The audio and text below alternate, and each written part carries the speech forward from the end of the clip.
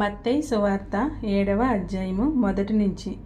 మీరు తీర్పు తీర్చకుడి, అప్పుడు మిమ్మును గూర్చి తీర్పు తీర్చబడదు. మీరు తీర్పు చొప్పుననే మిమ్మును గూర్చియు తీర్పు తీర్చబడును. మీరు కొలుచు కొలత చొప్పుననే మీకును కొలవబడును. నీ కంటిలోనున్న దూలమును నెంచక నీ సహోదరుని కంటిలోనున్న నొలుసును చూచుట ఎలా? నీ కంటిలో దూలముండగా నీవు నీ సహోదరుని చూచి నీ కంటిలోనున్న నొలుసును తీసివేయనిమ్మని చెప్పనేలా? వేషధారి, మొదట నీ కంటిలోనున్న దూలమును తీసివేసుకొనుము, అప్పుడు నీ సహోదరుని కంటిలోనున్న నొలుసును తీసివేయుటకు నీకు తేటగా కనబడును. పరిశుద్ధమైనది కుక్కలకు పెట్టకుడి, మీ ముత్యములను పందుల ఎదుట వేయకుడి. వేసిన ఎడల అవి ఒకవేళ వాటిని కాళ్ళతో త్రొక్కి మీ మీద పడి మిమ్మును చీల్చివేయును. అడుగుడి, మీకు ఇయ్యబడును. వెదకుడి, మీకు దొరుకును.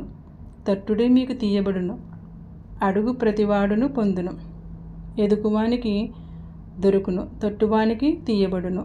మీలో ఏ మనుషుడైనను తన కుమారుడు తన్ను రొట్టును అడిగిన ఎడల వానికి రాతనిచ్చినా, చేపను అడిగిన ఎడల పామునిచ్చినా, మీరు చెడ్డవారే ఉండియు మీ పిల్లలకు మంచి ఈవులను నెరిగి ఉండగా పరలోకమందున్న మీ తండ్రి తన్ను అడుగువారికి అంతకంటే ఎంతో నిశ్చయముగా మంచి ఈవులనిచ్చును. కావున మనుషులు మీకు ఏమి చేయవలనని మీరు కోరెదరో అలాగనే మీరును వారికి చేయుడి. ఇది ధర్మశాస్త్రమును ప్రవక్తల ఉపదేశమునై ఉన్నది. ఇరుకు ద్వారమున ప్రవేశించుడి.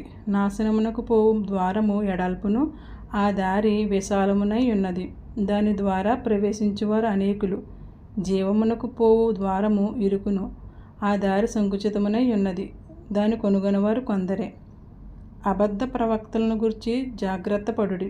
వారు గొర్రెల చర్మములు వేసుకుని మీ యొద్దకు వత్తురు, కానీ లోపల వారు క్రూరమైన తోడేళ్ళు. వారి ఫలముల వలన మీరు వారిని తెలుసుకుందురు. మొండ్ల పొదలలో ద్రాక్ష పండ్లునైనను పల్లేరు చెట్టును అంజూరపు పండునైనను కోయుదురా?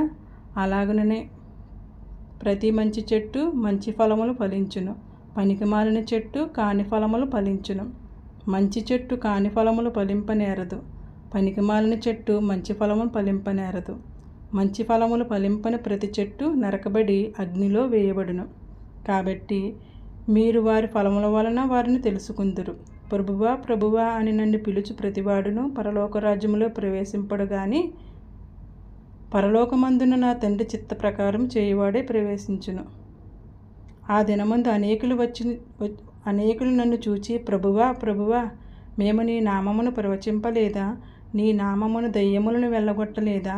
నీ నామమున అనేకమైన అద్భుతములు చేయలేదా అని చెప్పుదురు. అప్పుడు నేను మిమ్మును ఎన్నడూను ఎరగను, అక్రమం చేయువారులారా, నా యొద్ద నుండి పొండని వారితో చెప్పెదను. కాబట్టి ఈ నా మాటలు విని వాటి చెప్పున చేయు ప్రతివాడును బండ మీద తన ఇల్లు కట్టుకుని నా బుద్ధిమంతుని పోలియుండెను. వాన కురిసెను, వరదలు వచ్చును, గాలి విసిరి ఆ ఇంటి మీద కొట్టును గాని దాని పునాది బండ మీద వేయబడును గనుక అది పడలేదు.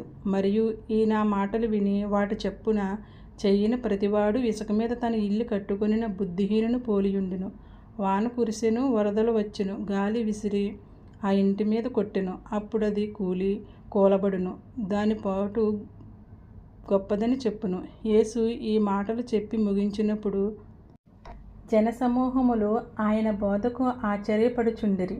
ఏలయనగా ఆయన వారి శాస్త్రుల వలె కాక అధికారం గలవాని వలె వారికి బోధించెను.